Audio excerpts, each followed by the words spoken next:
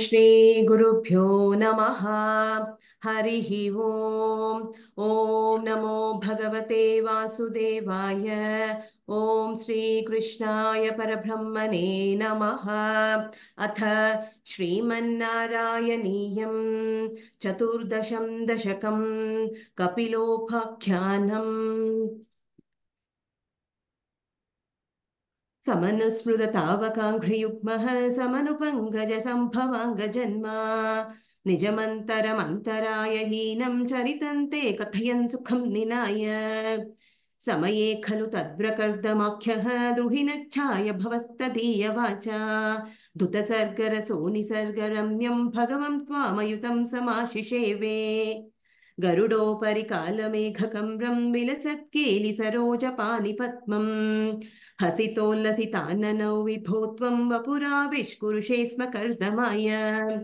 स्तुवते पुलकावृताय तस्मै मनुपुत्रीं दयितां न वापि पुत्रीः। कपिलं च सुतं स्वमेव पश्चात् स्वगतिं चाप्यनुगृह्य निर्गतो भूः। समनुष्यतरूपया महिष्या गुणवत्या सुतया च देवहूत्या भवदीरितनारदोपदिष्टः समगात् कर्दममागतिप्रतीक्षम्।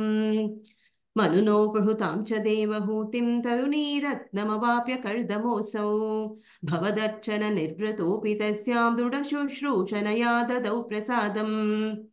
स पुनस्त्वदुपासनप्रभावादयिता कामकृते कृते विमाने वनिताकुलसङ्कुलो नवात्मा व्यहरद्देव पथेषु देवहूत्या। शतवर्षमथ व्यतीत्य सोऽह्यं नवकन्याः समवाप्य धन्यरूपाः वनमानसमुद्यतोऽपि कान्ता हितकृत्वज्जननोत्सुकोऽन्यवात्सीत्। निजभर्तृगिरा भवन्निषेवा निरतायामथ देव देवहूत्यां कपिलस्त्वमजायथा जनानां प्रथयिष्यन् परमात्मतत्त्वविद्यां। वनमेयुषि कर्दमे प्रसन्ने मत सर्वस्वमुपादिशन् जनन्यै कपिलात्मकवायुमन्दिरेश त्वरितं त्वं परिपाहि मां गदौघात्। इति श्रीमन्नारायणीये कपिलोपाख्यानं नाम चतुर्दशं दशकं समाप्तं। नारायणाखिल गुरो भगवन्नमस्ते। नारायणाखिल गुरो भगवन्नमस्ते। ओम नमो भगवते वासुदेवाय। ओम श्री कृष्णाय परब्रह्मणे नमः। अथ श्रीमन्नारायणीयं चतुर्दश दशकं कपिलोपाख्यानं। समनुस्मृततावकाङ्घ्रियुग्मः समनुपङ्कजसम्भवाङ्गजन्मा निजमन्तरमन्तराय हीनं चरितं ते कथयन् सुकन्निनाय। समये खलु तत्र कर्दमाख्यः द्रुहिणच्छाय भवस्तदीयवाचा धृतसर्गरसो निसर्गरम्यं भगवं स्वामयुतं समाशिषीवे। गरुडोपरि कालमेघकम्रं विलसत्केलिसरोजपाणिपद्मम् असितोल्लसिताननं विभो त्वं वपुराविष्कुरुषे स्म कर्दमाय। स्तुवते पुलकावृताय तस्मै मनुपुत्रीं दयितां न वापि पुत्रीः। कपिलं च सुतं स्वमेव पश्चात् स्वगतिं चाप्यनुगृह्य निर्गतो भूः। समनुष्यतरूपया महिष्या गुणवत्या सुतया च देवहूत्या भवदीरित नारदोपदिष्टः समगात् कर्दममागति प्रतीक्षम्। मनुनोपहृतां च देवहूतिं तरुणीरत्नमवाप्य कर्दमोऽसौ भवदर्चन निवृतोऽपि तस्यां दृढशुश्रूषया ददौ प्रसादम्। स पुनस्तदुपासन प्रभावात् दयिता कामकृते कृते विमाने वनिता कुलसङ्कुलो नवात्मा व्यहरद्देव पथेषु देवहूत्या। शतवर्षमथ व्यतीत सोऽयं नवकन्या समवाप्य धन्यरूपाः वनयान समुद्यतोऽपि कान्ता हितकृत्वज्जननोत्सुकोऽन्यवात्सीत्। निजभर्तृगिरा भवन्निषेवा निरताय मथ देव देवहूत्यां मजा यथा जनानं प्रतयिष्यन् परमात्मतत्त्व विद्या वनमेषि कर्दमे प्रसन्ने मत सर्वस्वमुपादिशन् जनन्ये कपिलात्मक वायुमन्दिरेश त्वरितं त्वं परिपाहि मां गतौघात् इति श्रीमन्नारायणीये कपिलोपाख्यानं नाम चतुर्दशकं समाप्तम्। नारायणाखिल गुरो भगवन्नमस्ते। नारायणाखिल गुरो भगवन्नमस्ते।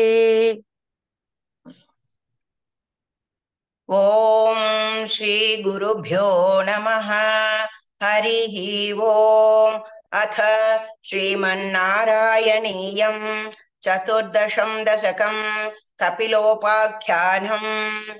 समनुस्मृततावकाङ्घ्रियुग्मः समनुः पङ्कजसम्भवाङ्गजन्मा निजमन्तरमन्तराय हीनम् चरितन्ते कथयन् सुखन्निनाय समये खलु तत्र कर्दमाख्यः द्रुहिणच्छाय भवस्तदीयवाचा धृतसर्गरसो निसर्गरम्यम् भगवं स्वामयुतं समास्तिषेवे गरुडोपरि कालमेघकम्रम् विलसत्केलि सरोजपाणिपद्मम् हसितोल्लसिताननौ विभुत्वम् वपुराविष्कुरुषे स्म कर्दमाय स्तुवते पुलकावृताय तस्मै मनुपुत्रीन्दयितान्न वापि पुत्रीः कपिलं च सुतं स्वमेव पश्चात् स्वकतिं चाप्यनुगृह्य निर्गतो भूः समनुष्यतरूपया महिष्या गुणवत्या सुतया च देवहूत्या भवदीरित नारदोपदिष्टः समगात्कर्दममागति प्रतीक्षम् मनुनोपहृतां च देवहूतिं तरुणीरत्ननवाप्य कर्दमोऽसौ भवदर्चन निवृतोऽपि तस्यां दृढशुश्रूषणया ददौ प्रसादाम् स पुनस्त्वतु पासनप्रभावात् दयिता कृते विमाने वनिताकुलसङ्कुलो नवात्मा व्यहरद्देव पथेषु देवहूत्या शतवर्षमतौ व्यतीत्य सोऽयं नवकन्या समवाप्य धन्यरूपाः वनयानसमुद्यतोऽपि कान्ता हितकृत्वज्जननोत्सुकोऽन्यवात्सीत् निज भर्तृगिरा भवन्निषेवा निरतायामथ देवहूत्यां कपिलस्त्वजमा जायथा जनाना प्रथयिष्यन् परमात्मतत्त्वविद्यां वनमेयुषि कर्दमे प्रसन्ने मत सर्वस्वमुपानि जनन्ये कपिलात्मक वायुमन्दिरेश त्वरितं त्वं परिपाहि मां गतौघात् इति श्रीमन्नारायणीये कपिलोपाख्यानं नाम चतुर्दशं दशकं समाप्तम्। नारायणाखिल गुरो भगवन्नमस्ते। नारायणाखिल गुरो भगवन्नमस्ते।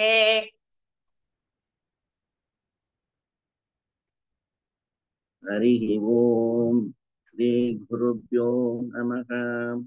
ओम नमो भगवते वासुदेवाय। ओम श्री कृष्णाय परब्रह्मणे नमः। अथ श्रीमन्नारायणीयं चतुर्दशं दशकं कपिलोपाख्यानम्। समनुस्मृततावकाङ्क्रियुग्मः समनुपङ्कजसम्भवाङ्गजन्मा निजमन्तरमन्तराय हीनं चरितन्ते कथयन् सुकन्निनाय समये खलु तत्र कर्दमाख्यः द्रुहिणच्छाय भवस्तदीयवाचा धृतसर्गरसो निसर्गरम्यम् भगवंस्त्वमामयुतां समाशिषेवे गरुडोपरि कालमेघघम्रम् विलसत्केलिसरोजपाणिपद्मम् हसितोल्लसिताननविभो त्वम् वपुराविष्कुरुषे स्म कर्तमाया स्तुवते पुलकावृताय तस्मै मनुपुत्रीं दयितान्न वापि पुत्रीः कपिलं च सुतं स्वमेव पश्चात् स्वगतिं चाप्यनुगृह्य निर्गतो भूः समनुष्यतरूपया महिष्या गुणवत्या सुतया च देवहूत्या भवतीर्तनारतोपतिष्ठः समगात्कर्तममागति प्रतीक्षम् मनुनो बहुतां च देवहूतिं तरुणीरत्नमवाप्य कर्तमोऽसौ भवदर्चन निवृतोऽपि तस्यां दृढशुश्रूषणया दतौ प्रसादम् स पुनस्त्वदुपासनप्रभावान् दयिता कामकृते विमाने वनिता कुलसङ्कुलो नवात्मा व्यहरद्देव पतेषु देवहूत्याम् शतवर्षमतौ व्यतीत्य सोऽयं नवकन्या समवाप्य धन्यरूपाः वनयानसमुद्यतोऽपि कान्ता हितकृत्वजननोत्सुकोऽन्यवात्सीत् निजभर्तृगिहा भवन्निषेवा निरतायामत देवहूत्याम् कपिलस्त्वमजायता जनानां प्रतयिष्यन् परमात्मतत्त्वविद्याम् वनमेयुषि कर्तमे प्रसन्ने मद सर्वस्वमुपाति जनन्यै कपिलात्मक वायुमन्दिरेश त्वरितं त्वं परिपाहि मां गतौगात् इति श्रीमन्नारायणीये कपिलोत्पाख्यानं नाम चतुर्दशं दशकं समाप्तं। नारायणाखिल गुरो भगवन् नमस्ते। नारायणाखिल गुरो भगवन् नमस्ते। हरिः ओम्। ॐ नमो भगवते वासुदेवाय। ॐ श्रीकृष्णाय परब्रह्मणे नमः। अथ श्रीमन्नारायणीयं चतुर्दशं दशकं कपिलोपाख्यानम्। समनुस्मृततावकाङ्घ्रियुग्मः समनुः पङ्कजसम्भवाङ्मजन्मा निजमन्तरमन्तरायहीनं चरितन्ते कथयन् सुकन्निनाय। समये खलु तत्र कर्धमाख्यः द्रुहिणच्छाय भवस्तदीयवाचा धृतसर्गरसो निसर्गरम्यम् भगवं स्वामयुतं समासिषेवे गरुडोपरि कालमेघकम्रम् विलसत्केलिसरोजपाणिपद्मम् हसितोल्लसिताननौ विभो त्वं वपुराविष्कुरुषे स्म कर्दमाय। स्तुवते पुलकावृताय तस्मै मनुपुत्रीं दयितान्न वापि पुत्रीः कपिलं च सुतं स्वमेव पश्चात् स्वगतिं चाप्यनुगृह्य निर्गतो भूः समनुशतरूपया महिष्या गुणवत्या सुतया च देवहूत्या भवधीरितनारदोपदिष्टः समगात्कर्दममागति प्रतीक्षम् मनुनोपहृतां च देवहूतिं तरुणीरत्नमवाप्य कर्दमोऽसौ भवदर्चन निर्वृतोऽपि तस्यां दृढशुश्रूषणया दधौ प्रसादम् स पुनस्त्वदुपासनप्रभावात् दयिता कामकृते विमाने वनिताकुलसङ्कुलो नवात्मा व्यहरद्देव पथेषु देवहूत्या शतवर्षमथौ व्यतीत्य सोऽयं नवकन्या समवाप्य धन्यरूपाः वनयान समुद्यतोऽपि कान्ता हितकृत्वज्जनोत्सुको न्यवात्सीत् निजभर्तृगिरा भवन्निषेवा निरतायामथ देवहूत्याम् कपिलस्त्वमजायथा जनानां रथयिष्यन् परमात्मतत्त्वविद्याम् वनमेयुषि कर्दमे प्रसन्ने मत सर्वस्वमुपादिशन् जनन्यै कपिलात्मकवायुमन्दिरेश त्वरितं त्वं परिपाहि मां गदौघात् इति श्रीमन्नारायणीये कपिलोपाख्यानं नाम चतुर्दशं दशकं समाप्तं। नारायणाखिलगुरो भगवन् नमस्ते। नारायणाखिलगुरो भगवन् नमस्ते। ॐ श्रीगुरुभ्यो नमः। ॐ नमो भगवते वासुदेवाय।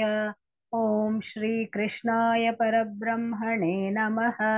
अथ श्रीमन्नारायणीयं चतुर्दशं दशकं कपिलोपाख्यानम्।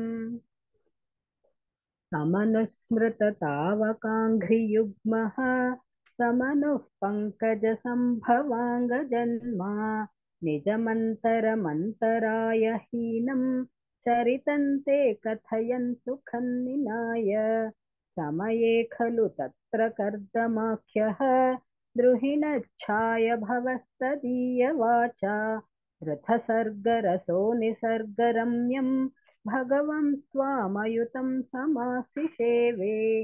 गरुडोपरि कालमेघकम्रं विलसत्केलिसरोजपाणिपद्मं हसितो लसिताननौ विभो त्वं स्वपुराविष्कुरुषे स्म कर्दमाय। स्तुवते पुलकावृताय तस्मै मनुपुत्रीन्दयितान्न वापि पुत्रीः। कपिलं च सुतं स्वमेव पश्चात् स्वगतिं चाप्यनुगृह्य निर्गतो भूः। समनुष्यतरूपया महिष्या गुणवत्या सुतया च देवहूत्या भवदीरितनारदोपदिष्टः समगात् कर्दममागतिप्रतीक्षम्। मनुनोपहृतां च देवहूतिं तरुणीरत्नमवाप्य कर्दमोऽसौ भवदर्चननिर्वृतोऽपि तस्यां दृढशुश्रूषणया दधौ प्रसादम्।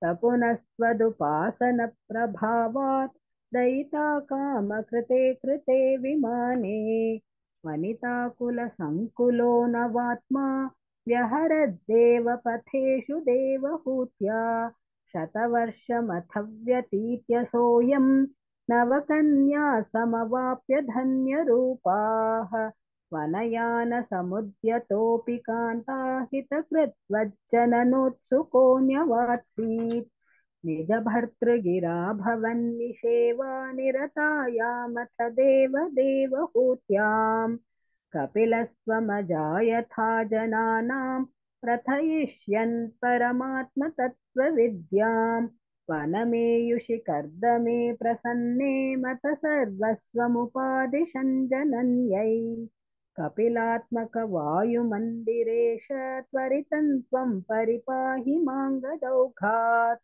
इति श्रीमन्नारायणीये कपिलोपाख्यानं नाम चतुर्दशं दशकं समाप्तम्। नारायणाखिलगुरो भगवन्नमस्ते। नारायणाखिलगुरो भगवन्नमस्ते।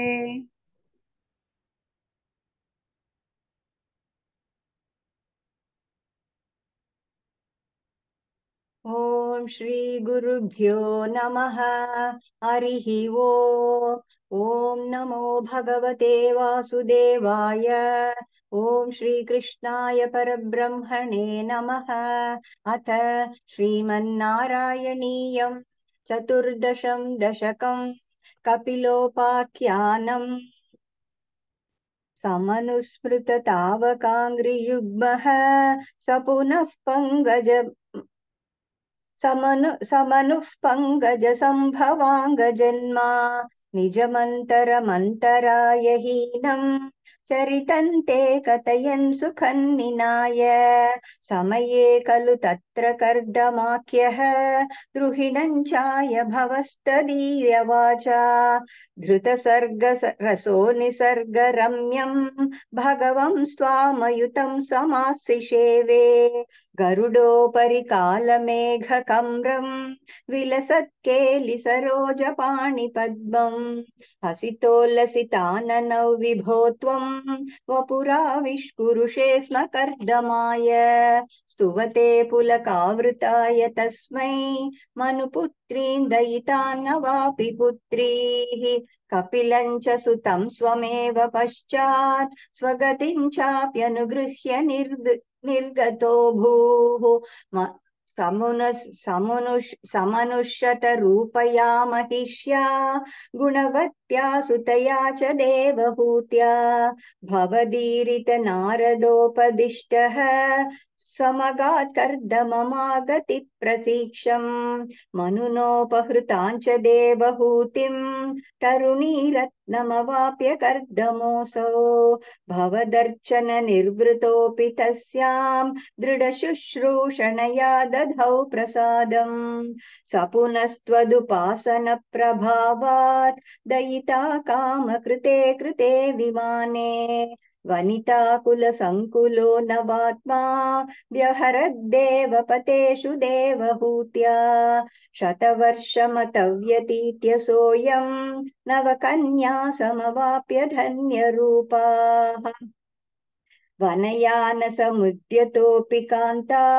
हितकृत्वज्जननोत्सुकोऽन्यवात्सी निजभर्तृगिरा भवन्निषेवा निरतायामत देवदेवहूत्यां कपिलस्त्वमजायता जनानां प्रतयिष्यन् परमात्मतत्त्वविद्यां वनमेयुषि कर्दमे प्रसन्ने मत सर्वस्वमुपादिशन् जनन्यै कपिलात्मकवायुमन्दिरेश त्वरितं त्वं परिपाहि मां गदौघात् इति श्रीमन्नारायणीये कपिलोपाख्यानं नाम चतुर्दशं दशकं समाप्तम् नारायणाखिलगुरो भगवन् नमस्ते नारायणाखिलगुरो भगवन् नमस्ते ॐ श्रीगुरुभ्यो नमः हरिः ॐ ॐ नमो भगवते वासुदेवाय ॐ श्रीकृष्णाय परब्रह्मणे नमः अथ श्रीमन्नारायणीयं चतुर्दशं दशकं कपिलोपाख्यानम्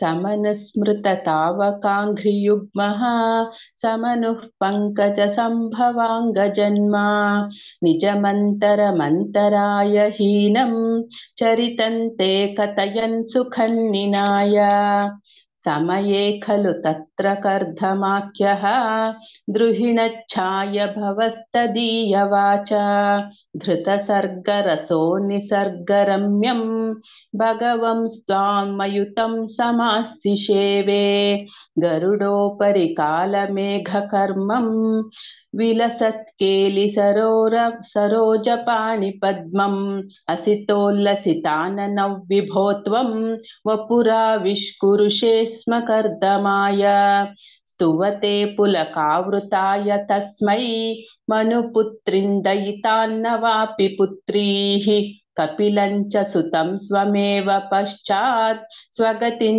चाप्यनुगृह्य निर्गतो भूः समनुष्यतरूपया महिष्या गुणवत्या सुतया च देवहूत्या भवदीरितनारतोपदिष्टः समगात् कर्दममागति प्रतीक्षम् मनुनोपहृताञ्च देवहूतिं तरुणीरत्नमवाप्य कर्दमोऽसौ भवदर्चननिवृतोऽपि तस्यां दृढशुश्रूषणया दधौ प्रसादम् स पुनः स्वदुपासनप्रभावात् दयिता कामकृते कृते विमाने वनिताकुलसङ्कुलो नवात्मा व्यहरद्देव पथेषु देवहूत्या शतवर्षमतव्यतीत्य सोऽयं नवकन्या समवाप्य धन्यरूपाः वनयाम समुद्यतोऽपि कान्ता हितकृत्वज्जननोत्सुकोऽन्यवात्सीत् निजभर्तृगिरा भवन्निषेवा निरतायाम तदेव देवहूत्यां कपिलस्त्वमजायथा जनानां प्रतयिष्यन् परमात्मतत्त्वविद्यां वनमेयुषि कर्दमे प्रसन्ने मत सर्वस्वमुपादिशन् जनन्यै कपिलात्मकवायुमन्दिरेश त्वरितं त्वं परिपाहि मां गधौगान् इति श्रीमन्नारायणीये कपिलोपाख्याननं नाम चतुर्दशं दशकं समाप्तं नारायणाखिलगुरो भगवन्नमस्ते नारायणाखिलगुरो भगवन्नमस्ते ओम श्री गुरुभ्यो नमः। ओम नमो भगवते वासुदेवाय। ओम कृष्णाय परब्रह्मणे नमः। अथ श्रीमन्नारायणीयं चतुर्दशं दशकं कपिलोपाख्यानम्। समनुस्मृततावकाङ्ग्रियुग्मः मनुः पङ्कजसम्भवाङ्गजन्मा निजमन्तरमन्तराय हीनं चरितं ते कथयन् सुकन्निनाय समये खलु तत्र कर्दमाख्यः द्रुहिणश्चाय भवस्तदीयवाचा धृतसर्गरसो निसर्गरम्यं भगवंस्त्वामयुतं समाश्रिषेवे गरुडोपरि कालमेघकम्रं विलसत् केलिसरोजपाणिपद्मम् हसितोल्लसिताननौ विभो त्वं वपुराविष्कुरुषे स्म कर्दमाय स्तुवते पुलकावृताय तस्मै मनुपुत्रीं दयितान्नवापि पुत्रिः कपिलं च सुतं स्वमेव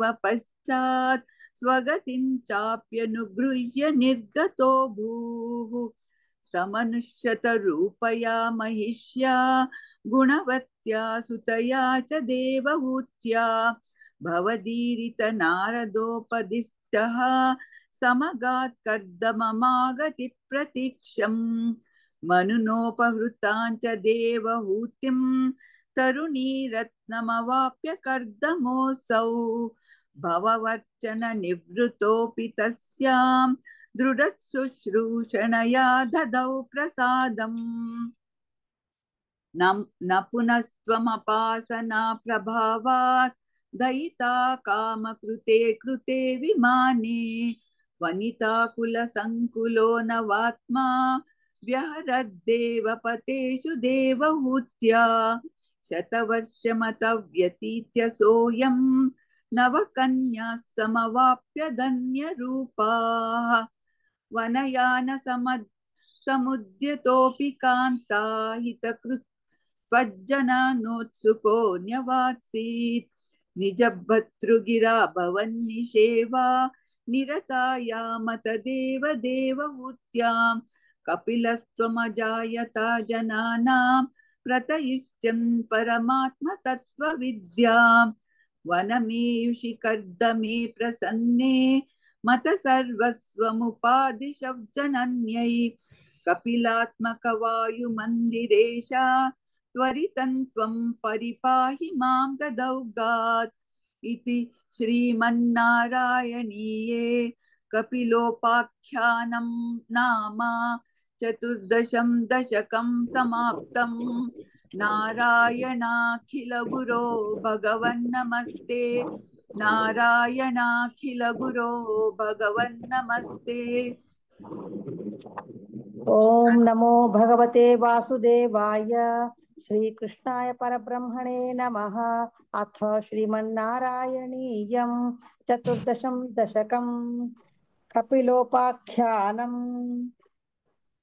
समनुस्मृततावकाङ्घ्रियुग्मः समनुः पङ्कजसम्भवाङ्गजन्म निजमन्तरमन्तराय हीनं चरितन्ते कथयन् सुखन्निनाय समये खलु तत्र कर्तमाख्याः द्रुहिणच्छाय भवस्तदीयवाचा धृतसर्गरसो निसर्गरम्यं भगवस्त्वामयुतं समासिषेवे गरुडोपरि कालमेघकम्रं विलसत्केलिसरोजपाणिपद्मम् हसितोल्लसिताननन् विभो त्वं वपुराविष्कुरुषे स्म कर्दमाय स्तुवते पुलकावृताय तस्मै मनुपुत्रीं दयितान्न वापि पुत्रीः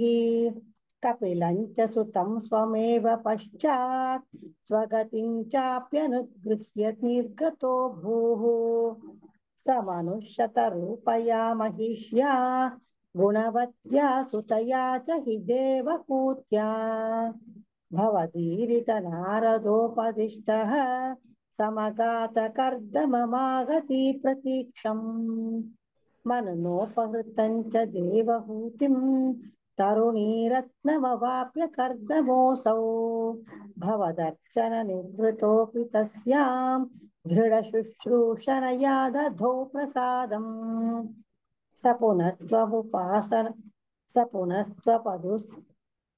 स पुनस्त्वदुपासन प्रभावात् दयिता कामकृते कृते विमाने वनिताकुलसङ्कुलो नवात्मा व्यहरद्देव पथेषु देवहूत्या शतवर्षमथ व्यतीत्य सोऽयं नवकन्या समवाप्य धन्यरूपाः वनयानसमुद्यतोऽपि कान्ता हितकृत्वज्जननोत्सुकोऽन्यवासी निज भर्तृकिरा भवन्निषेवा निरतायामथ देवहूत्यां कपिलस्त्वमजायथा जनानां प्रथयिष्यन् परमात्मतत्त्वविद्याम् वनमेयुषी कर्दमे प्रसन्ने मत सर्वस्वमुपादिशन् जनन्यै कपिलात्मक वायुमन्दिरेश त्वरितं त्वं परिपाहि मां गदोगात् इति श्रीमन्नारायणीये कपिलोपाख्यानं नाम चतुर्दशं दशकं समाप्तं नारायणाखिलगुरो भगवन्नमस्ते नारायणाखिलगुरो भगवन्नमस्ते। ओम नमो ओम श्री गुरुभ्यो नमः। ओम नमो भगवते वासुदेवाय। ओम श्री कृष्णाय परब्रह्मणे नमः।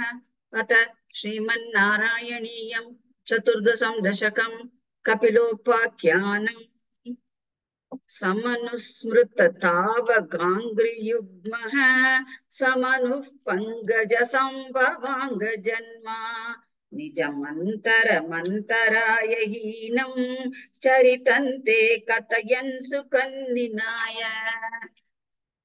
समये खलु तत्र कर्दमाज्ञः दृढच्छाय भवस्तदीयवाचा धृतसर्गसरसो निसर्गरम्यं भगवंस्त्वामयुतं समाश्रिषेवे गरुडोपरि कालमेघगम्रं विलसत्केलिसरोजपाणिपद्मं हसितोल्लसिताननौ विभो त्वं वपुराविष्कृषे स्म कर्दमाय स्तुवते पुलकावृताय तस्मै मनुपुत्री दयिता न वापि पुत्रीः कपिलं च सुतं स्वमेव पश्चात् स्वगतिं चाप्यनुग्रह निर्गतो भूः समनुष्यतरूपाय महिष्या गुणवद्या सुताय च ते भवहूत्या भवतीरितनारदोपदिष्टः समगात् कर्दममागति प्रतीक्षम् मनुनो प्रहृता च देवहूतिं तरुणीरत्नमवाप्य कर्तमौसौ भवता च निर्वृतोऽपि तस्या दृढशूषणया तदौ प्रसादं स पुनस्त्वदुपासन प्रभावात् कमाकृते कृते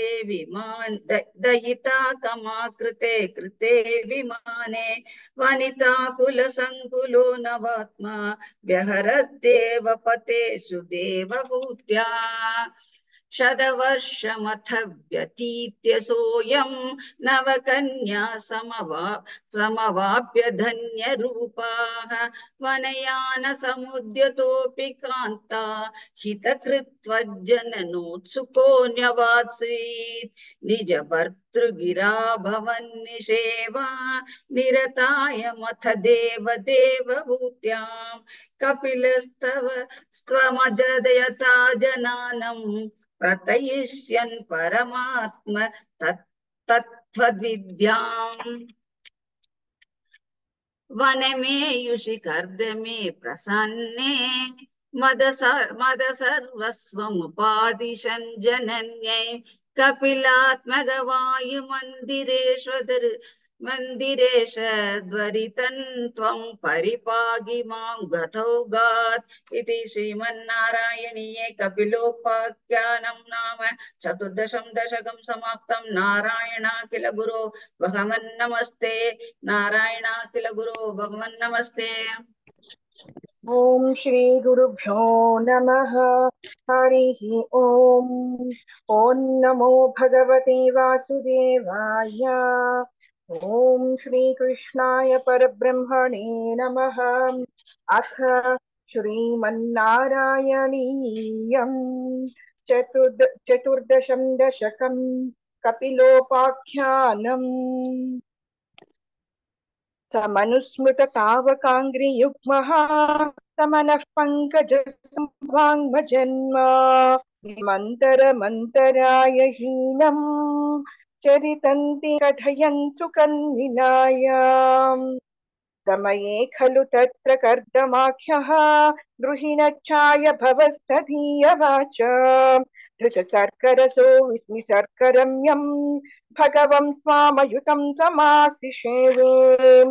गरुडोपरि कालमेघकम्रं विलसत्केलिसरोजपाणिपद्मम् हसितोल्लसिताननौ विभो त्वं वपुराविष्पुरुषे स्म कर्दमायाम्। सुवते पुलकावृताय तस्मै मनुपुत्रेन्द्रयितान्न वापि पुत्रीः कपिलं च सुतं त्वमेव पश्चात् स्वगतिं चाप्यनुगृह्य निर्गतो भूः। समनुष्यतरूपया महिष्यां गुणवत्या सुतया च देवहूत्यां भवधीरितनारदोपदिष्टः समगात् कर्दममागति प्रतीक्षम्। मनुनोपहृतां च देवहूतिं करुणीरत्नमवाप्य कर्दमोऽसौ भवदर्चन निर्वृतोऽपि तस्यां दृढशुश्रूषणया दधौ प्रसादम्। स पुनस्त्वदुपासन प्रभावात् दयिता कामकृते कृते विमाने वनिताकुलसङ्कुलो नवात्मा व्यहरद्देव पथेषु देवहूत्याम्। शतवर्षमथ व्यतीत्य सोऽयं नवकन्या समवाप्य धन्यरूपाः वनयान समुद्यतोऽपि कान्ता हितकृत्वज्जननोत्सुकोऽन्यनासीत् निज भर्तृगिरा भवन्निषेवा निरतायामथ देवदेवहूत्याम् कपिलस्त्वमजायथा जनानां कथयिष्यन् परमात्मतत्त्वविद्याम् वनमीयुषि कर्दमे प्रसन्ने मत सर्वस्वमुपाधिसञ्जनन्यै कपिलात्मकवायुमन्दिरेश त्वरितं त्वं परिपाहि मां गदौघात् इति श्रीमन्नारायणीये कपिलोपाख्यानं नाम चतुर्दशं दशकं समाप्तम्। नारायणाखिल गुरो भगवन्नमस्ते। नारायणाखिल गुरो भगवन्नमस्ते। ओम श्री गुरुभ्यो नमः। हरिः ओम। ओम नमो भगवते वासुदेवाय। ओम श्री कृष्णाय परब्रह्मणे नमः। अथ श्रीमन्नारायणीयं चतुर्दशं दशकं कपिलोद्वाख्यानम्।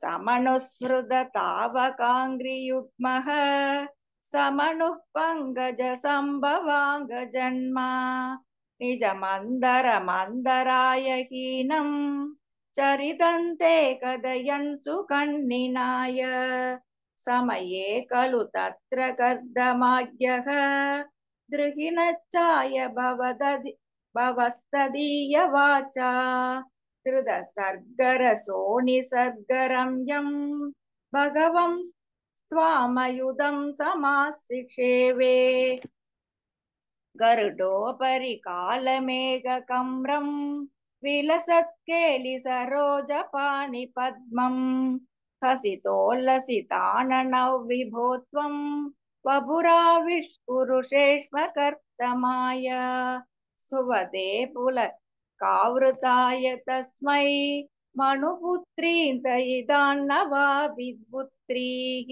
कपिलं च सुतं स्वमेव पश्चात् स्वगतिं चाप्यनुगृह्य निर्गतो भूः समनुष्यदरूपया महिष्या गुणवत्या सुदया च देवहूत्या भवतीरिदनारदोपदिष्टः समकात्कर्तममागदिः प्रतीक्षम् मनुनोपहृतां च देवहूतिं तरुणीरत्नमवाप्य कर्तमोऽसौ भवदर्शननिवृतोऽपि तस्यां दृढशुश्रूषणया ददौ प्रसादम् सपुनस्त्वदुपासनप्रभावात् दयिता कामकृते कृते विमाने वनिताकुलसङ्कुलो नवात्मा ह्यहरद्देवपदेषु देवहूत्या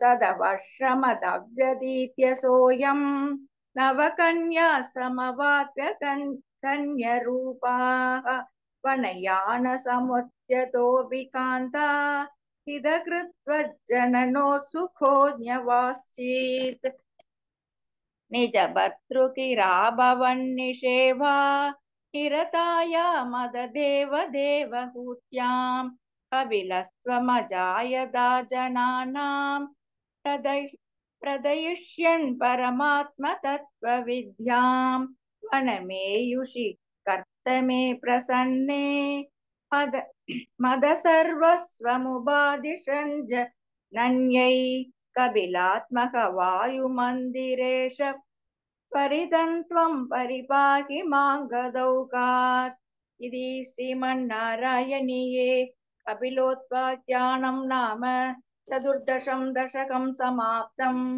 नारायणाखिल गुरो भगवन्नमस्ते। नारायणाखिल गुरो भगवन्नमस्ते। श्रीगुरुभ्यो नमः। ॐ नमो भगवते वासुदेवाय। ॐ श्रीकृष्णाय परब्रह्मणे नमः। अथ श्रीमन्नारायणीयं चतुर्दशं दशकं कपिलोपाख्यानम्। समनुस्मृततावकाङ्घ्रियुग्मः समनुः पङ्कजसम्भवाङ्गजन्मा निजमन्तरमन्तरायहीनं चरितं ते कथयन् सुखन्निनाय समये खलु तत्र कर्धमाख्यः गृहिणीच्छाय भवस्तदीयवाचा धृतसर्गरसो निसर्गरम्यम् भगवंस्त्वामयुतं समासिषेवे गरुडोपरि कालमेघकम्रम् विलसत्केलि सरोजपाणिपद्मम् हसिदोलसिताननौ विभो त्वम् वपुराविष्कुरुषे स्म कर्धमाय स्तुवते पुलकावृताय तस्मै मनुपुत्रीं दयितान्न वापि पुत्रीः कपिलं च सुतं स्वमेव पश्चात् स्वगतिं चाप्यनुगृह्य निर्गतो भूः समनुश्रतरूपया महिष्या गुणवत्या सुदया च देवहूत्या भवदीरित नारदोपदिष्टः समगात् कर्दममागति प्रतीक्षम् मनूनुपकृतां च देवहूतिं तरुणीरत्नमवाप्य कर्तमोऽसौ भवदर्शनतिर्वृतोऽपि तस्यां क्रीडशुश्रूषणया दतौ प्रसादम् सपुनस्त्वदुपासनप्रभावात् दयिता कामकृते कृते विमाने वनिताकुलसङ्कुलो नवात्मा व्यगरद्धेव पदेषु देवहूत्या शतवर्षमथव्यतीत्य सोऽयं नवकन्या समवाप्य धन्यरूपाः वनयानसमुद्यतोऽपि कान्ता हितकृत्वज्जननोत्सुको न्यवात्सीत्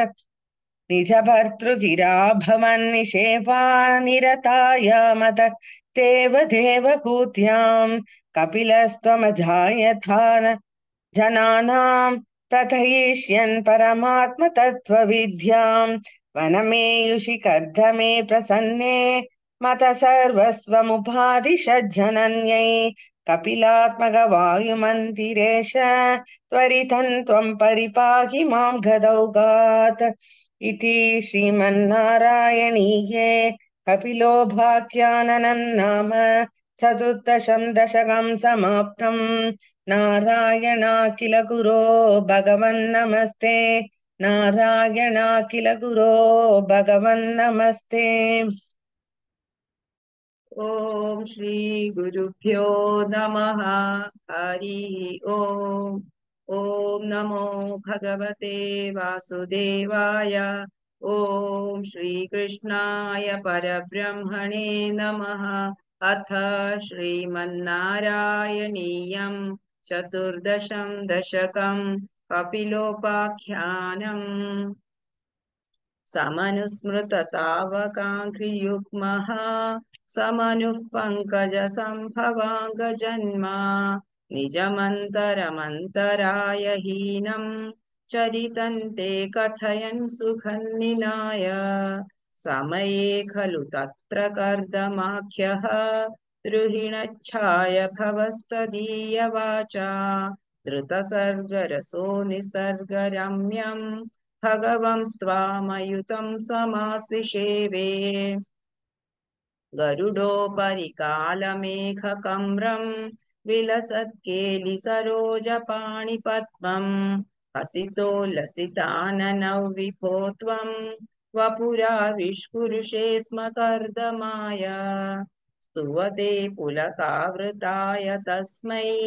मनुपुत्रीं दयितान्न वापि पुत्रीः कपिलं च सुतं स्वमेव पश्चात् स्वगतिं चाप्यनुगृह्य निर्गतो भूः समनुष्यतरूपया महिष्या गुणवत्या सुतया च देवहूत्या भवदीरित नारदोपदिष्टः समगात् कर्दममागति प्रतीक्षम् मनुनोपहृतां च देवहूतिं तरुणीरत्नमवाप्य कर्दमोऽसौ भवदर्चननिर्वृतोऽपि तस्या दृढशुश्रूषणया दधौ प्रसादम् स पुनस्त्वदुपासनप्रभावात् दयिता कामकृते कृते विमाने वनिताकुलसङ्कुलो नवात्मा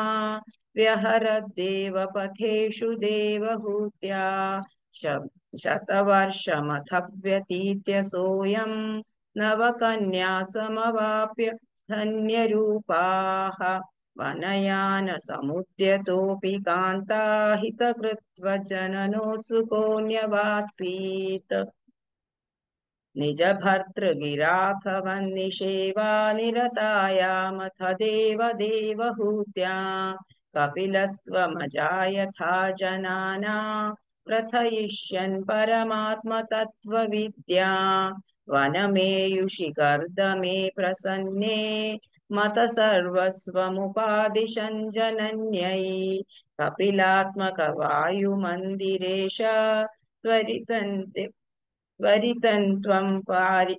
त्वरितं त्वं परिपाहि मां गदौघात् इति श्रीमन्नारायणीये कपिलोपाख्यानं नाम चतुर्दशं दशकं समाप्तं।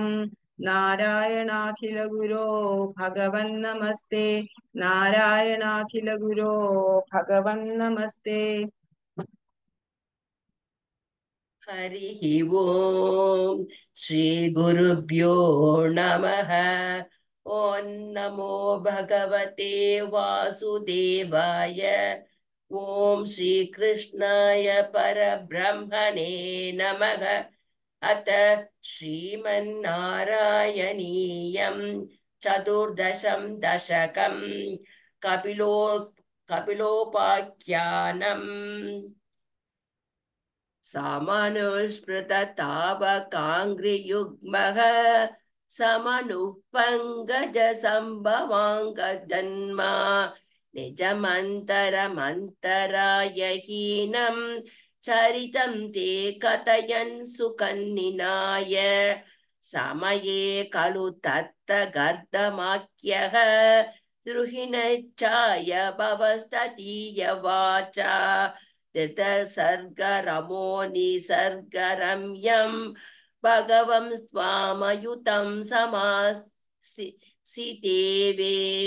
गरुडोपरि कालमेघगम्भ्रं विलसत्केलि सरोजपाणिपद्मं हसितो लसितोऽनन् विभूत्वं वपुराविष्कुरुषे स्म कर्धमाय स्तुवते पुलकावृताय तस्मै मनुपुत्रीं दयिनां नवामि पुत्रीः कपिलं च स्तुतं स्वमेव पश्चात् स्वगतिं चाप्यनुगृह्य निर्गतो भोः समनुशतरूपया महिष्या गुणवत्या सुतया च देवहूत्या भवदीरित नारदोपदिष्टः समगाद्गर्दममगागति प्रतीक्षम् मनुनोपहृतां च देवहूतिं तरुणी रत्नमाप्य गर्दमोऽसौ पददर्शन निवृत्तोऽपि तस्यां दृढशुश्रूषणाय ददौ प्रसादं समनस्तुपासन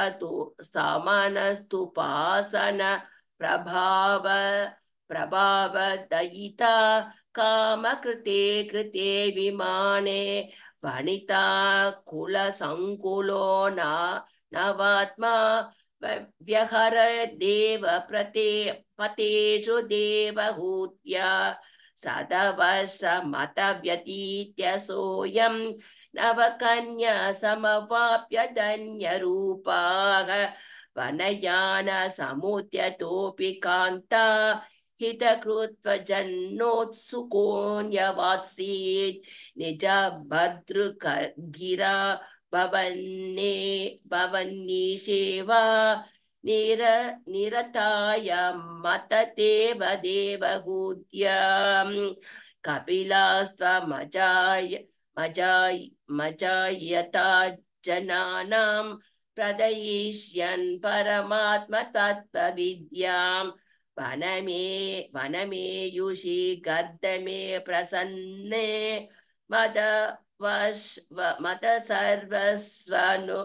मतसर्वस्नुपातिशञ्जनन्यै कपिलात्मकवायु मन्दिरेश परीतं त्वं परिपाहि मां गदौदात् इति श्रीमन्नारायणीये कपिलोत्पाख्यानं नाम चतुर्दशं दशकं समाप्तं।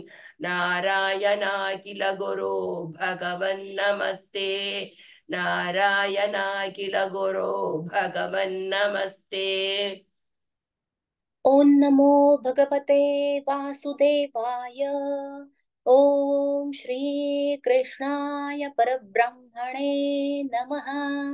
अथ श्रीमन्नारायणीयं चतुर्दशं दशकं कपिलोपाख्यानम्।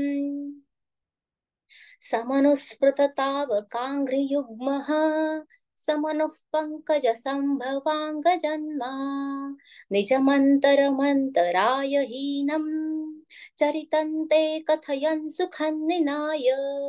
समये खलु तत्र कर्दमाख्यः द्रोहिणच्छाय भवस्तदीयवाचा द्रुतसर्गरसो निसर्गरम्यं भगवन् स्वामयुतं समहसि शेवे। गरुडोपरि कालमेघकम्रं विलसत्केलिसरोजपाणिपद्मं हसितोल्लसिताननं विभो त्वं वपुराविष्कुरुषे स्म कर्दमाय। स्तुवते पुलकावृताय तस्मै मनुपुत्रीन्दयितान्न वापि पुत्रीः। कपिलं च सुतं स्वमेव पश्चात् स्वगतिं चाप्यनुगृह्य निर्गतो भूः। समनुः शतरूपया महिष्या गुणवत्या सुतया च देवहूत्या भवदीरितनारदोपदिष्टः समगात् कर्दममागति प्रतीक्षाम्। मनुनोपरुतां च देवहूतिं तरुणी रत्नमवाप्य कर्दमोऽसौ भवदर्चन निवृत्तोऽपि तस्यां दृढशुश्रूषणया दधौ प्रसादम्। स पुनस्त्वदुपासन प्रभावात् दयिता कामकृते कृते विमाने वनिताकुलसङ्कुलो नवात्मा व्यहरद्देव पथेषु देवहूत्या शतवर्षमथ व्यतीत्यसोऽयं नवकन्याः समवाप्य धन्यरूपाः। वनयानसमुद्यतोऽपि कान्ता हितकृत्वज्जननोत्सुकोऽन्यवात्सीत् निजभर्तृगिरा भवन्निषेवा निरतायामथ देवहूत्याम्। कपिलस्त्वमजा यथा जनानां प्रथयिष्यन् परमात्मतत्त्वविद्यां वनमेयुषि कर्दमे प्रसन्ने मत सर्वस्वमुपादिशन् जनन्यै। कपिलात्मकवायुमन्दिरेश त्वरितं त्वं परिपाहि मां गदौघात्। इति श्रीमन्नारायणीये कपिलोपाख्यानं नाम चतुर्दशं दशकं समाप्तं। नारायणाखिल गुरो भगवन्नमस्ते। नारायणाखिल गुरो भगवन्नमस्ते। नारायणाखिल गुरो भगवन्नमस्ते। हरिः ओम्। ॐ श्री गुरुभ्यो नमः। ॐ नमो भगवते वासुदेवाय। ॐ श्रीकृष्णाय परब्रह्मणे नमः। अथ श्रीमन्नारायणीयं चतुर्दशं दशकं कपिलोपाख्यानम्। समनुस्मृततावकाङ्घ्रियुग्मः समनुः पङ्कजसम्भवाङ्गजन्मा निजमन्तरमन्तराय हीनं चरितन्ते कथयन् सुखन्निनाय। समये खलु तत्र कार्दमाख्यः द्रुहिणच्छाय भवस्तदीयवाचा धृतसर्गरसो निसर्गरम्यं भगवन् स्वामयुतं समासिषेवे। गरुडोपरि कालमेघकम्रं विलसत्केळि सरोजपाणिपद्मं हसितोल्लसिताननन् विभोत्वं वपुराविष्कुरुषे स्म कर्दमाय स्तुवते पुलकावृताय तस्मै मनुपुत्रीं दयितान्न वापि पुत्रीः कपिलं च सुतं स्वमेव पश्चात् स्वगतिं चाप्यनुगृह्य निर्गतो भूः स मनुष्यतरूपया महिष्या गुणवत्या सुतया च देवहूत्या भवदीरितनारदोपदिष्टः समगात् कर्दममागति प्रतीक्षम् मनुनोपहृतां च देवहूतिं तरुणीरत्नमवाप्य कर्दमोऽसौ भवदर्चन निर्वृतोऽपि तस्यां दृढशुश्रूषणया ददौ प्रसादम् स पुनस्त्वदुपासन प्रभावात् दयिता कामकृते कृते विमाने वनिता कुलसङ्कुलो नवात्मा व्यहर देवपथेषु देवहूत्या शतवर्षमथौ व्यतीत्य सोऽयं नवकन्या समवाप्य धन्यरूपाः वनयानसमुद्यतोऽपि कान्ता हितकृत्वज्जननोत्सुकोऽन्यवात्सीत् निजभर्तृगिरा भवन्निवेशा निरतायामथ देवदेवहूत्यां कपिलस्त्वमजायथा जनानां प्रथयिष्यन् परमात्मतत्त्वविद्यां वनमेयुषि कर्दमे प्रसन्ने मत सर्वस्वमुपादिशन् जनन्यै कपिलात्मक वायुमन्दिरेश त्वरितं त्वं परिपाहि माङ्गदौघात् इति श्रीमन्नारायणीये कपिलोपाख्यानं नाम 14 दशकं समाप्तं। नारायणाखिल गुरो भगवन्नमस्ते, नारायणाखिल गुरो भगवन्नमस्ते। हरिः ओम्। हरिः ओम्। श्रीगुरुभ्यो नमः। ॐ नमो भगवते वासुदेवाय। ॐ श्रीकृष्णाय परब्रह्मणे नमः। अथ श्रीमन्नारायणीयं 14 दशकं कपिलोपाख्यानम्। समनुस्मृततावकाङ्ग्रियुग्म समनुपङ्गज सम्भवाङ्गजन्मा निजमन्तरमन्तराय हीनं चरितं ते कथयन् सुखं निनाय समये खलु तत्र कर्दमाज्ञो द्रिहिणच्छाय भवस्ततीय वाचा धृतसर्गरसो निसर्गरम्यं भगवं स्वामयुधं समासिषेवे गरुडोबरि कालमेघकम्रं विलसत्केलि सरोजपाणिपद्मम् हसितोल्लसिताननं विभोत्वं वपुराविष्कुरुषे स्म कर्दमाय स्तुवदे पुलकावृताय तस्मै मनुपुत्रीं दयितां न वापि पुत्रीः कपिलं च सुतं स्वमेव पश्चात् स्वगतिं चाभ्यनुगृह्य निर्गतो भूः समनुष्यतरूपया महेश्या गुणवत्या सुदया च देवहूत्या भवतीरितनारतोपतिष्ठः समगात् कर्दममागधि प्रतीक्षम् मनुनोपहृतां च देवहूतिं तरुणीरत्नमवाप्य कर्दमोऽसौ भवदर्चन निर्वृतोऽपि तस्यां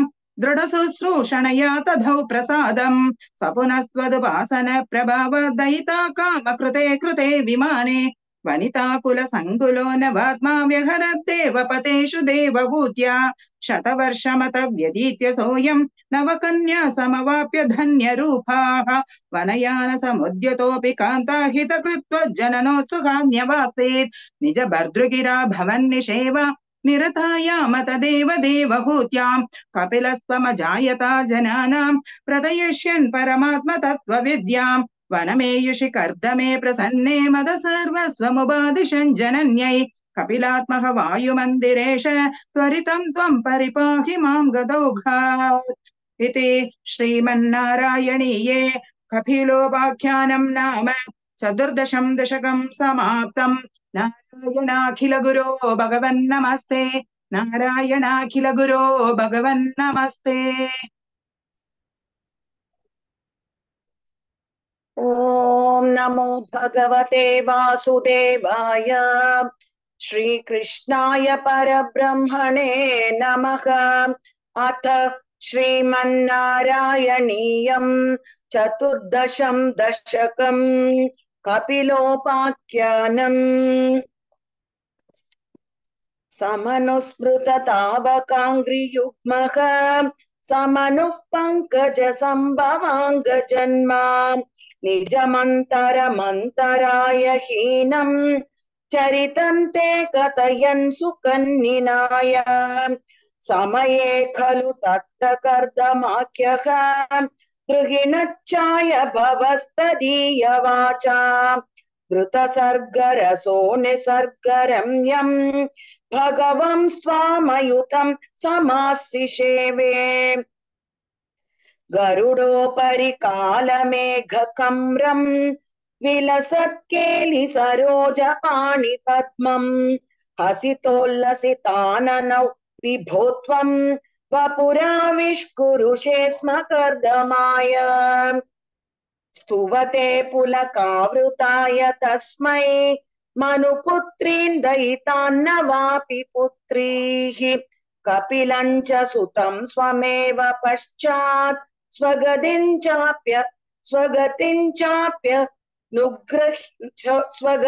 चाप्यनुगृह्य निर्गतो भूः। समनुश्रतरूपया महिष्यां गुणवत्या सुतया च देवहूत्या भवदीरित नारदोपदिष्टः समगात् कर्दममागते प्रतीक्षम्। मनुनोपहृतां च देवहूतिं तरुणीरत्नमवाप्य कर्दमोऽसौ भवदर्चन निर्वृतोऽपि तस्यां दृढशुश्रूषणया तदौ प्रसादम्। स पुनस्त्वदुपासन प्रभावात् दयिता कामकृते कृते विमाने वनिताकुल संकुलो नवात्मा व्यहरद्देवपतेषु देवहूत्या शतवर्षमथस्यतीत्य सोऽयं नवकन्या तव समवाप्य धन्यरूपाः।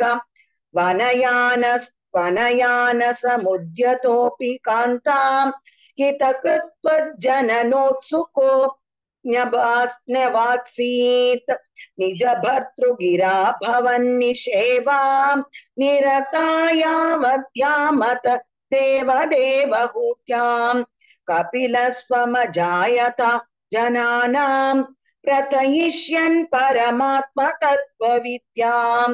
वनमेयुषि कर्दमे प्रसन्ने मत सर्वस्वमुपादिशन् जनन्यै कपिलात्मक वायुमन्दिरेश त्वरितं त्वं परिपाहि मां गदौघात्।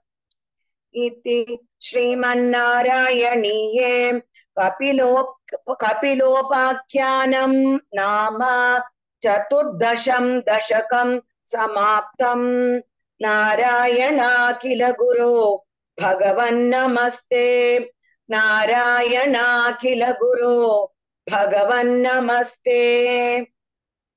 ॐ श्री गुरुभ्यो नमः।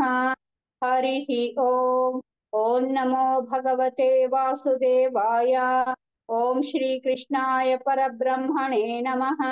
अथ श्रीमन्नारायणीयं चतुर्दशं दशकं कपिलोपाख्यानं। समनुस्मृततावकाङ्घ्रियुग्मः समनुः पङ्कजसम्भवाङ्गजन्मा निजमन्तरमन्तराय हीनं चरितं ते कथयन् सुखन्निनाय। समये खलु तत्र कर्दमाख्यः द्रुहिणच्छाय भवस्तदीयवाचा धृतसर्गरसो निसर्गरम्यं भगवस्त्वामयुतं समासिषेवे। गरुडोपरि कालमेघकम्रं विलसत्केलि सरोजपाणिपद्मम् हसितोल्लसिताननौ विभो त्वं वपुराविष्कुरुषे स्म कर्दमाय।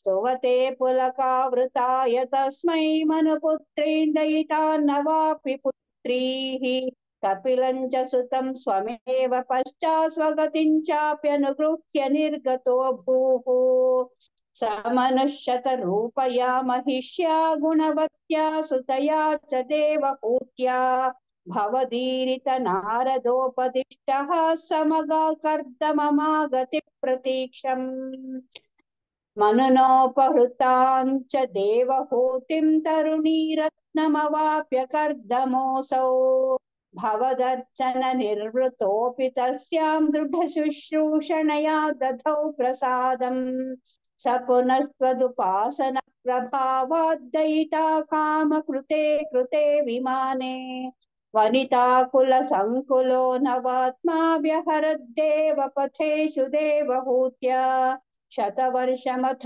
व्यतीत्य सोऽयं नवकन्याः समवाप्य धन्य रूपाः वनयानस समुद्यतोऽपि कान्ताहितकृत्वज्जननोत्सुकोऽन्यवात्सीत् निज भर्तृगिरा भवन्निषेवा निरतायामथ देवदेवहूत्यां कपिलस्त्वमजा यथा जनान प्रथयिष्यन् परमात्मतत्त्वविद्याम् वनमेयुषि कर्तमे प्रसन्ने मत सर्वस्वमुपादिशन् जनन्ये कपिलात्मक वायुमन्दिरेश त्वरितं त्वं परिपाहि मां गदौघात् इति श्रीमन्नारायणीये कपिलोपाख्यानं चतुर्दशं दशकं समाप्तम् नारायणाखिलगुरो भगवन्नमस्ते नारायणाखिलगुरो भगवन्नमस्ते हरिः ओम् ओम नमो भगवते वासुदेवाय। ओम श्री कृष्णाय परब्रह्मणे नमः। अथ श्रीमन्नारायणीयं चतुर्दशं दशकं कपिलोपाख्यानम्। समनुस्मृततावकाङ्घ्रियुग्मः समनुः पङ्कजसम्भवाङ्गजन्म निजमन्तरमन्तराय हीनं चरितं ते कथयन् सुखं निनाय समये खलु तत्र कर्दमाख्यः द्रुहिणच्छाय भवस्तदीयवाचा धृतसर्गरसो निसर्गरम्यं भगवन् स्वामयुतं समास्यसेवे गरुडोपरि कालमेघकम्ब्रं विलसत्केलि सरोजपाणिपद्मं हसितोल्लसिताननौ विभो त्वं वपुराविष्कुरुषे स्म कर्दमाय स्तुवते पुलकावृताय तस्मै मनुपुत्रीन्दयितान्नवापि पुत्रीः कपिलं च सुतं स्वमेव पश्चात् स्वगतिं चाप्यनुगृह्य निर्गतो भूः स मनुष्यतरूपया महिष्या गुणवत्या सुतया च देवहूत्या भवदीरित नारदोपदिष्टः समगात् कर्दममागति प्रतीक्षम् मनुनोपहृतां च देवहूतिं तरुणीरत्नमवाप्य कर्दमोऽसौ भवदर्चन निवृतोऽपि तस्यां दृढशुश्रूषणया दधौ प्रसादम् स पुनस्त्वदुपासन प्रभावात् दयिता कामकृते कृते विमाने वनिताकुलसङ्कुलो नवात्मा व्यहरद्देव पथेषु देवहूत्या शतवर्षमथ व्यतीत्य सोऽयं नवकन्या समवाप्य धन्यरूपाः वनयान्न समुद्यतोऽपि कान्ता हितकृत्पज्जननोत्सुकोऽन्यवात्सीत् निज भर्तृगिरा भवन्निषेवा निरतायामथ देवदेवहूत्यां कपिलस्त्वमजा यथा जनानां कथयिष्यन् परमात्मतत्त्वविद्यां वनमेयुषि कर्दमे प्रसन्ने मत सर्वस्वमुपादिशन् जनन्ये कपिलात्मक वायुमन्दिरेश सरितं त्वं परिपाहि मां गदौघात्। ओम इति श्रीमन्नारायणीये कपिलोपाख्यानं नाम चतुर्दशकं चतुर्दशं दशकं समाप्तं। नारायणाखिलगुरो भगवन्नमस्ते नारायणाखिलगुरो भगवन्नमस्ते। ओम श्री हरे नमः।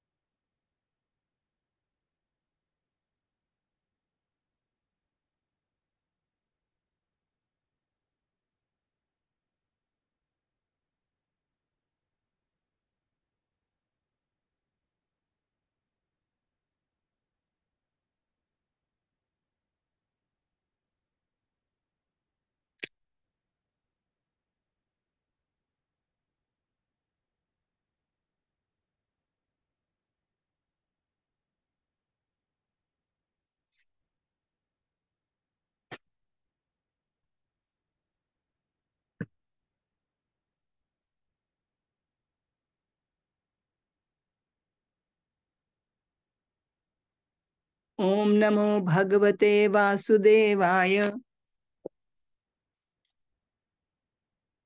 ओम नमो भगवते वासुदेवाय। ओम श्री कृष्णाय परब्रह्मणे नमः। अथ श्रीमन्नारायणीयं चतुर्दशं दशकं कपिलोपाख्यानम्।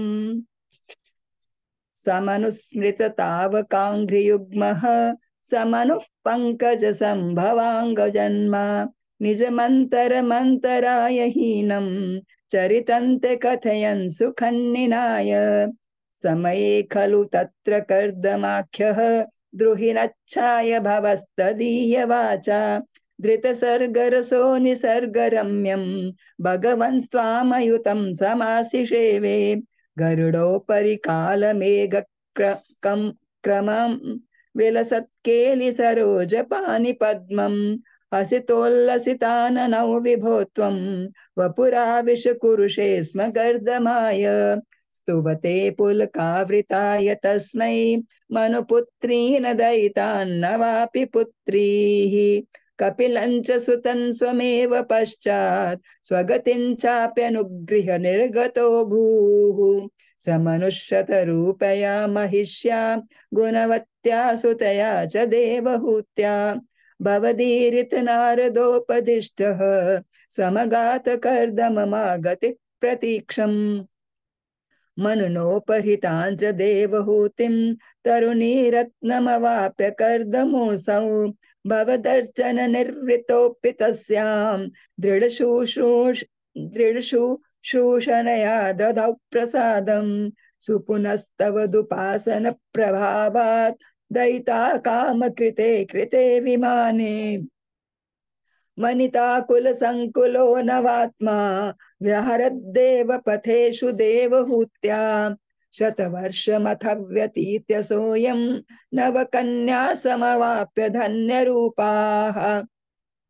वनयानसमुद्यतोऽपि कान्ता हितकृत्तवजनमुत्सुकोऽन्यवात्सीत् निजभर्तृगिरा भवन्निषेवा निरतायामथ देवहूत्याम्। कपिलस्त्वमजायथा जनानां प्रथयिष्ण परमात्मा तत्त्वविद्यां। वनमेयुषि कर्दमे प्रसन्ने मत सर्वस्वमुपादिशन् जनन्ये। कपिलात्मक वायुमन्दिरेश त्वरितं त्वं परिपाहि मां गदौघात्। इति श्रीमन्नारायणीये कपिलोपाख्यानं नाम चतुर्दशं दशकं समाप्तम्। नारायणाखिल गुरो भगवन् नमस्ते। नारायणाखिल गुरो भगवन् नमस्ते।